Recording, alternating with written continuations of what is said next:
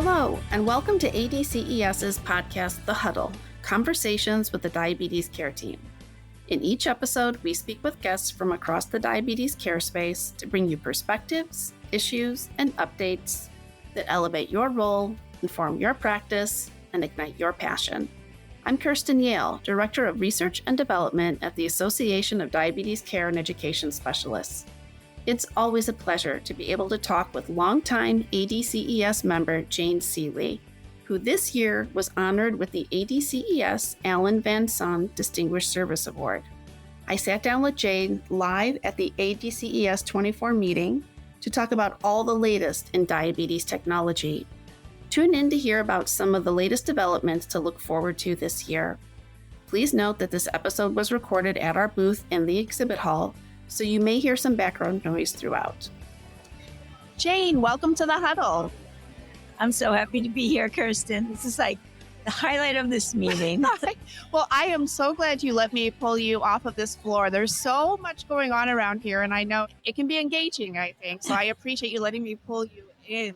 And you're always my favorite person to talk to about technology. You know that. You're my go-to. So I would love to hear, if you don't mind if I pick your brain. Not at all. Let's go. Let's go. Okay. So around this conference on the floor, I'm just hearing about everything that's hot in technology, how technology is changing the landscape of diabetes care and education, and how the diabetes care and education specialist role is growing and changing. I know we're going to dive into some real specific details there, but I would just love to hear your thoughts on that big picture. Where is technology taking the specialty? So here's some things that are interesting facts. By the end of 2022, it was over 800,000 people wearing insulin pumps. So you got over 800,000 wearing pumps, and you have almost 3.2 million people by the end of 2022 using CGM. But what changed in 2022 with CGM is the mix of type 1 versus type 2 shifted, and it went from more people with type 1 wearing a CGM to more people with type 2 wearing a CGM. But that's not so surprising in a way, because there's so many less people with type 1. So it was just a matter of time that type 2 would take over. But I think it was probably tied to the change in reimbursement, because it used to be you had to take at least 3 shots a day of insulin, and now you just need to take insulin. So it could be 1 shot of basal insulin and you're done. You could get reimbursed for it. So I think that this type 2 market for CGM is really going to grow, because primary care is really becoming interested. So if the type 2 market is growing, and maybe we can dive in a little more to that too, but can we do it alongside the over-the-counter CGMs? Because that could work for also the pre-diabetes market too, right? I mean, is there interest there? I'd love to hear your perspective across the board there. It's really interesting that because we haven't had it before, we don't really know what it's going to look like. Yeah. But there's 1 product from Dexcom and 2 products from Libre that are going to hit the market very soon. I think that probably the Dexcom Stella will be out by the end of the summer. I'm not exactly sure. I haven't heard a date yet for the Lingo, which is the more wellness-focused one, CGM for Abbott. And then there's the Rio, that's for type 2 people that don't take insulin. They'll be coming. So over-the-counter means you can do whatever you want with it, really. Yeah. So indication isn't that important, because you're not seeking reimbursement also. Right? So that means anyone on a whim that wants to see what happens when they eat a big bowl of pasta can do that. Right. So I think a lot of people are going to be very excited about this. I want to say that CGMs don't have to be worn all the time. And I think that people have to realize, especially we healthcare professionals, we have to realize that it's not an all or nothing proposition. And even with people who have reimbursement, they may have copays that add up for them, or people that have no insurance. They don't have to wear it every day. I would be so super happy if they put one on at the first of every month and I had 10 to 14 days of data. That would give me a lot of information, more than checking their blood sugar with a meter once or twice a day, maybe 4 times if I'm lucky, but unlikely. The other thing is, people might want to wear it during certain times, like when their medication's being adjusted, or maybe they're going away to college and it's a whole new change of lifestyle and all, and their parents want them to wear it. And then maybe later they don't want to, but maybe they wear it. And this happens all the time. They wear it And it's like, wow, so that's why I like professional CGMs, because there's something that I can put on them. Right. They don't have to learn how to do it. I'm placing it. All I ask is they peel it off like a Band-Aid. They give it back to me. I download it and I go over it with them and I show them all these like amazing discoveries, right? So most people, after they have that experience and we go over their data and I ask them questions, oh, wow, look what happened here. What were you doing that night? What'd you have for dinner? Did you walk after? You know what I mean? Yeah. So people say, hey, I want it all the time, or at least some of the time. And 80% of the population is still doing BGM, right? Globally, including the United States, 80% are still using BGM. It's fast, it's inexpensive, it's accessible all over the world. So we can't forget them, and we need to be analyzing their data in the same way that we're analyzing people with CGM data. It's not fair not to. Right. And with CGM, you talk about time and range. Right. For most people, the time and range would be how much of the day and night are they spending in this 14-day period between 70 and 180. Mm-hmm. And we hope, in order to have an A1C of less than 7%, that it's at least 70% of the time. Right. So that's great. And we know how to look at these metrics. And the AGP, or ambulatory glucose profile report, guides you through the metrics that you look at. They should be below 54 glucose levels less than 1% of the time. They should be below 70 less than 4% of the time. The time in range 70% of the time, and then the remainder would be hyperglycemia. So we know those numbers, but it's a little bit more difficult with the glucose meters because you have big holes of no data. So some of the meter companies are working on ways and hoping to come out with an AGP report that really is geared for people using meters. Okay, that's coming. They're going to call it probably readings in range. Really? Yes. Okay, I love it. So we're going to analyze all of those different levels to see how many readings are in each of those ranges, and we're going to come up with metrics. So this is a work in progress. So I do want to jump into pumps and start talking about the advances in pumps. There's some incredible stuff I'm seeing on the floor. But I think before we do that, let's finish up CGM. Anything else on CGMs you want to talk about? So I was just very excited to hear here on the exhibit floor, ADCES has already submitted to the FDA for an advancement in their product that the wear time will be 365 days. You're kidding me. So they're going to go from 180 to 365, and the submission is in the U.S. It's not in Europe. We would get it first. So think about the proposition of inserting this device into someone and having to do it originally was only 90 days. And you have to take it out and put a new one in. The person doing it has to be properly trained in how to do that. It is a small procedure that is done in the office. And there was not the greatest adoption when it was every 90 days. I thought when it went to 180 days, it would grow exponentially. And it's very accurate. It's really a good device. But it didn't quite do that. So they're also going to go, the fact that you can wear it twice as long, but once a year you put it in and you're done, it has other features that are improved. So the calibration would only be once a week instead of once a day. So that's a big difference right there. That's going to be a game changer when it comes out. I think it is. I do think it is. And, athletes like it because it's inside, you can't knock it off. I hate to say this, but a friend of mine that came here, on her way to come here, she wears an AID pump, and she bumped her sensor against the wall in her apartment as she was going out with her suitcase. Yeah. And it seemed to be fine. But by the time she got on the plane, it failed. Oh, no. These things happen. And what if you're out all day and she's on the plane, that stuff's in her suitcase? Those are terrible inconveniences. Having it under your skin, safe and intact, is something to be said. Something to be said for it, and especially if you only go in once a year to have it implanted. Right. Yeah. And they're working with insulin delivery devices, pumps, and I would imagine smart pens and things like that will have integration.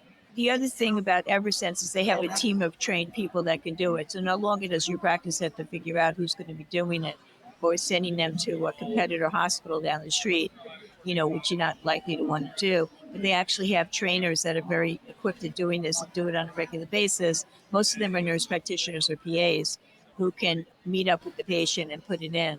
So this makes everything different. So is this a new development, or is this having the trainers that can do it, you can arrange with them. I guess they have places to do it. I think is going to make a difference also. Yeah. A lot of people don't know that though, so I'm spreading the word. Yeah, no, that's kind of a big deal, especially for the provider community. Okay, let's talk about pumps. We'll talk about pumps and let's talk about pens right after that. Okay, Jane, I'm gonna give you the floor. Let's talk through Medtronic, Tandem, Omnipod, Twist. Let's go for it. Okay, let me start with Medtronic.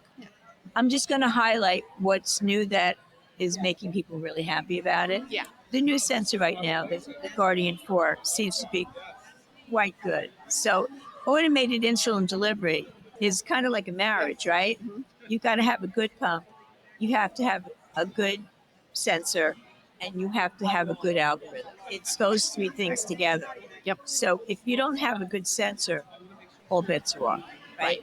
So I think that Medtronic has got their game back now because they have a good sensor. They have a 7-day infusion that a lot of people are truly wearing for 6 or 7 days. So that's nice. And they have their algorithm is more sensitive to when people are eating.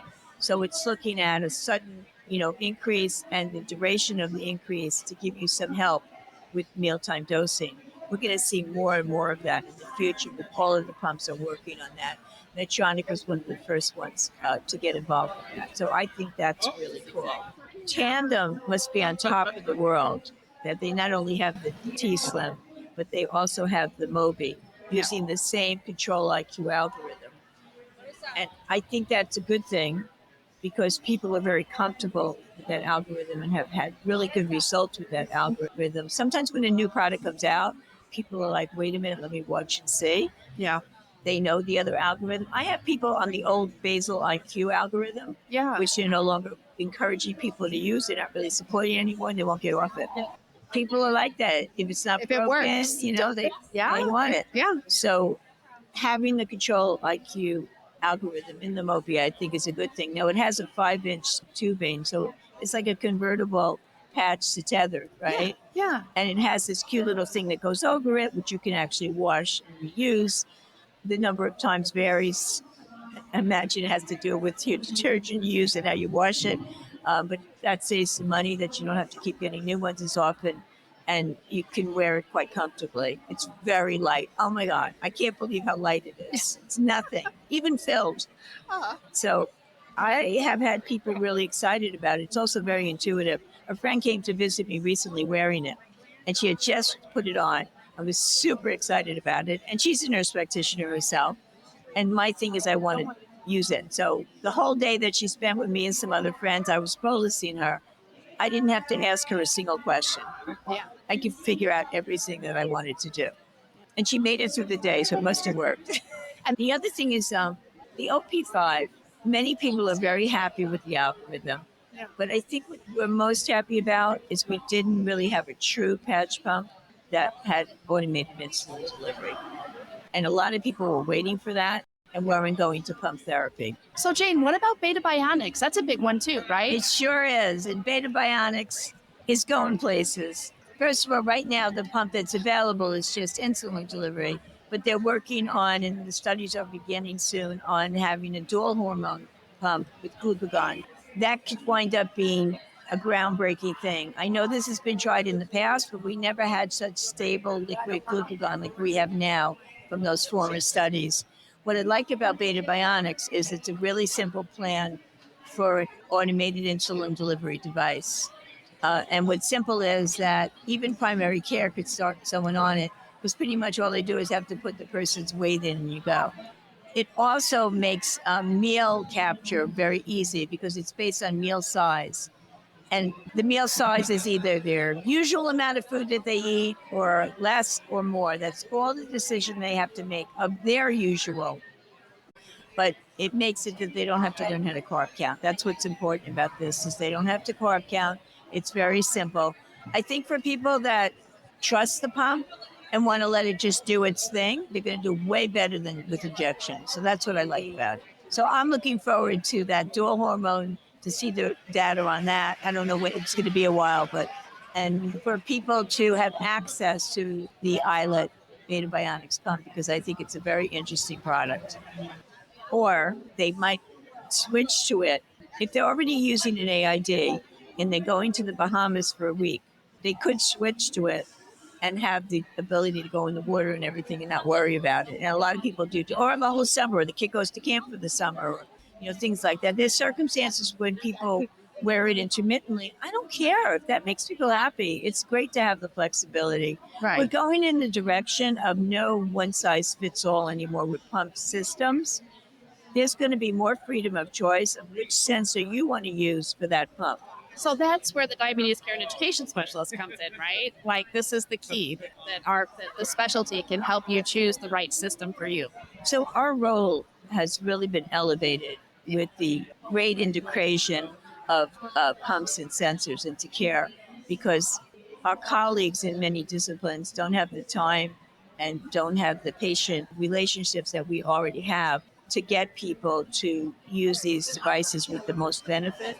So I feel like we really have the leg up in this. Yeah. That we can teach people, what are you eating? When are you eating? When do you exercise? We put everything together for them. We just don't tell them how to, press buttons and put things on and how to clean your skin. We get into the devil's in the details so that people are comfortable wearing the device. It's staying on. They're not knocking it off. They're getting the results they're looking for. And if they're not, we play detective. Right. That's what we're best at.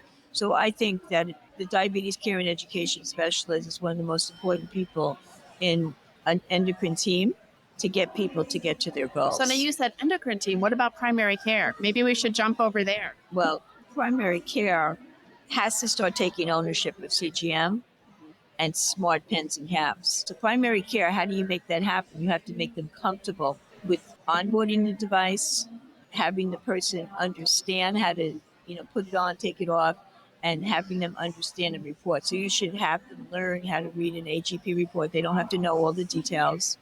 For example, I'm integrating Libre soon into Epic at New York Presbyterian Cornell, where I work, and we're going to have 3 different drop-downs of reports that you could choose. So you could either choose first drop-down is just the AGP report. The second drop-down, we're still kind of dickering, but it's probably going to be AGP report, day by day, and weekly summary. And then the third one is everything. And now I've decided to add a 4th one for pregnancy. Fantastic. Because some of the reports will accommodate the changed targets for pregnancy. So you can get what you need if someone's pregnant. So the easier I make it for people to get the data, because once they're signed up with the device, the data's right there in Epic. Exactly.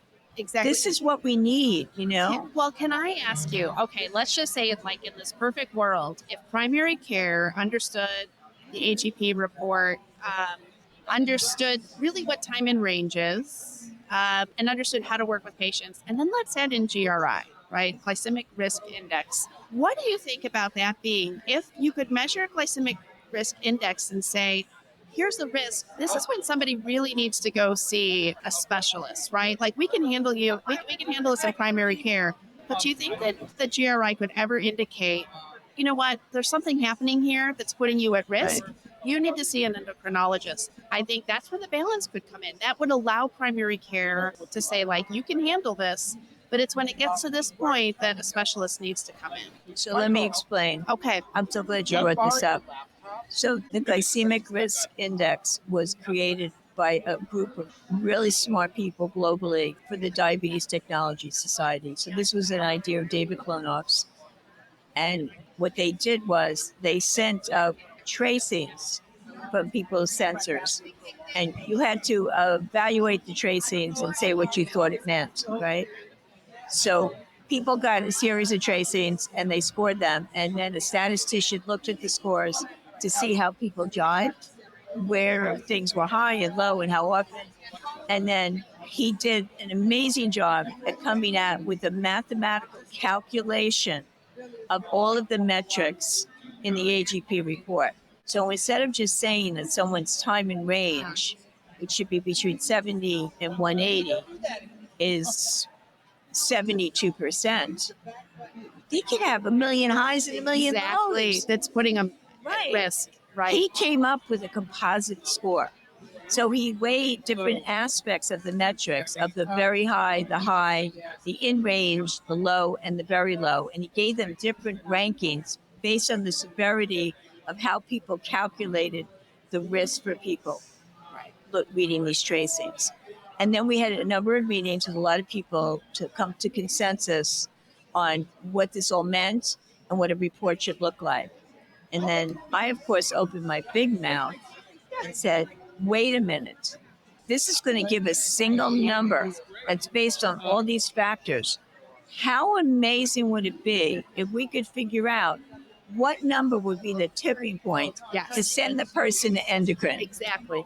So you agree? I totally agree. It was my crazy idea. I love your crazy ideas, And Jane. I think it's a good one. Yeah. Because they can know for different kinds of populations, like older adults, it might be a different number. People that are pregnant, of course, it would be a different number, and so on. When endocrine is the best plan, because there's so many people with diabetes in this country, the number keeps growing, and primary care has to step up and do more of it. So I think this goes back to this could empower primary care to take on CGM reading and supporting people with diabetes, along with the diabetes care and education specialists in working hand in hand with primary care. Okay, well, here all over the floor, a big hoopla is the sequel twist. Can you talk about it? And I did see a great picture with you and Dean Coleman. Is it Coleman? Kamen. You're going to get that right. Oh, my gosh. Yeah. So the inventor of the twist is the same person that invented the first insulin pump that came to market. Right. And he's a very smart guy. It looks like it's going to be really interesting. Yeah. It's a round circle. It holds 300 units of insulin.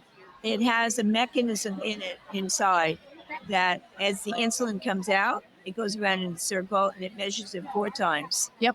To make sure the accuracy is correct. So it looks like it's really accurate. The best part about it, I think, is that it's using the tide pool looping algorithm that's approved by FDA. Okay. So this is the first home for the tide pool algorithm for looping. Wow. So this is going to open up, legitimatize actually looping.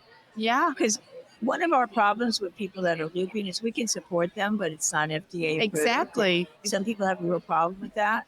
I don't blame them, but I feel if I can look at the numbers and be another pair of eyes for the person, not leave them alone with it because they're doing that thing they're not supposed to do. They are supposed to do whatever they need to do to manage their diabetes. Right. So I don't think there's any barriers to that. But this met FDA approval, so it's got to be good algorithms. So this is a big deal. It's a very big deal. Now, would you say this is one of the biggest things we're going to see over the next year? Or what do you think is the biggest news? Okay, and twist is big news. What else is big news on this floor? Well, it's not out yet, but once weekly basal insulin is going to be huge. Ah, that is right. Okay. Yeah. So let's say you had type 2 diabetes. Yeah. And you needed mealtime insulin and you didn't want to do all that work. You really hated taking injections. What about if you only had to take once a week basal insulin and then you could wear a very simple pump that's designed for type 2. That's a patch pump that you can put on for 3 days, let's say, at the secure simplicity. Yeah. And every time you eat or need to correct, you press buttons. Right. Now, I think that product is really cool, but it has its limitations because every press of the button is 2 units. Yep. But I'm sure they know that, and I'm sure they're working on being able to have one maybe with 1 unit buttons. How could they not? You know? And that would make it open to people with type 1 also that don't want to take a lot of shots when they're out and about but aren't ready for a full service pump. It might be good as people age and they can't take a more sophisticated device. This might be a good transition device. Yeah. So I think things like that. Vigo is another one. It's changed every day. It has both the basal and the bolus. Yeah. It has its limitations though. So I think in the future, all of these devices for type 2 insulin delivery that are simple and easy to use. We have the in-pen getting smarter and smarter and smarter. Yep. So that's getting great. How about Bigfoot? Well, Bigfoot took a pause. Yeah. Abbott bought it. And before they bring it back out, I know they must be doing amazing things to it. Okay. So I'm hoping, this is just my hope, let's see what happens. But Bigfoot captured that you took a dose on this day at this time, but it didn't capture the dose. Okay. N-Pen captures the dose. I want to know the dose. Yeah. So I'm guessing that's what they're working on. So you think that's going to be over the next year, and that's probably something to look out for in pens? Okay. Also, and caps. Insulin companies are working with smart pen systems. Like Lilly has the Tempo, which works with an app. Resources. Like, can you talk through a few resources that, like, there's just so much here. It is overwhelming when you walk on this floor. I mean, you've wrapped it up for us really well, but like, if you're not here, where do you go to figure all of it? So I want to bring up a couple of great resources for my peers if they're not aware of them or they've kind of forgotten about it maybe over time. I do that sometimes, that I really like. So first one up, of course, is ADCES Dana Tech. Dana Tech keeps growing and growing and growing and growing. So there's all kinds of videos and modules to learn all the kinds of things you want to learn about using technology. There's position papers and guidelines and lots of really good pieces of information. There's also, I don't know if you remember, but I know you remember, Kirsty, but for the listener, I don't know if you remember, but several years ago, ADCES sponsored a paper on competencies for diabetes. And it's the competencies by your role and your licensure, but also by your setting. And these are the technology competencies, right? Right. That's what we worked on together. Right. So this is specific to technology. Yep. And it's a great paper and it has some nice graphics to look at. You could look at if you work in a camp and you're an RN, what level you should be at. Mhm. But they took it a step further. I'd like to take credit for it, but I had nothing to do with it. It's all about you, Kirsten. They made a tool, so you can actually go to this tool and drop down and enter like what your role is, what your setting is, and so on, and boom, it tells you your competencies. I love that. The next one up is American Diabetes Association has a tool called the Consumer Guide. Yeah. The Consumer Guide is all things diabetes. It's not just devices. It's also all kinds of products like infusion sets and hypoglycemia treatment, like the two newest ones I love, Gvoke and Baqsimi, which are really simple to use and easy to learn. So it's easy for the non-diabetes person to know how to use it. All of that's there, and you can compare products. It has a compare feature. We can compare up to 3 products together. All the meds are there. Everything is there. And the next one I want to mention is Diabetes Wise. It's out of Stanford. It's funded by Helmsley Trust, and it's really awesome. They update things really, really fast. So there's 2 versions of Diabetes Wise. There's a patient one and the professional one. The patient one right now is available in English and Spanish. There's talk about adding more languages, so at least for Spanish speakers we have it. The professional is called Diabetes Wise Pro, is for healthcare professionals. So you could be in a session with somebody if they're interested in an insulin pump. The next one, the Panther program, which is out of University of Denver. They have handouts on all of these devices, which are teaching tools and also for us. They put them out very quickly. So, for example, when Twist hits the market, they'll already have the tool. It's fantastic. They have it for Beta Bionics. Like within weeks of it coming to market, they had a tool on it. Because I went to look because I didn't have anything, and there it was. And they're really well written, low reading level, really terrific. The Diatribe magazine for people living with diabetes is very technology heavy in the kinds of articles they write. They're really from the heart, articles that give you the pros and the cons, and they really have done their homework when they discuss the devices. So I think it's very important. I tell patients all about it. I'll give them the website. And the last thing I want to mention is the E, M like Mary, P like Paul, R like Roger. EMPR, which stands for Medical Professionals Reference. You can go on their website, free open access. You can go to charts, and then you could go to endocrine, and then you can go to diabetes. So it's not so hard to figure that out. And once you go to diabetes, there's these great charts that are really easy to read on all the medications. So there's one on diabetes treatments. That's everything but insulin. There's one on insulin. There's one on insulin pens. There's glucose meters, there's CGMs, they're all separate charts that give you all the products where you can compare different things. Those are my favorite things. These are my favorite things too.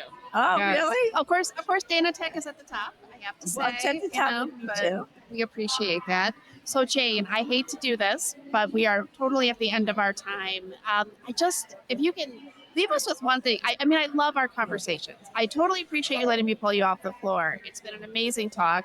What is like one big thing? Like, what is the biggest thing in tech that you found on this floor that you want to leave our listeners with? Oh my God, it's such a hard question. I guess what I would want to say is there's a lot of choices.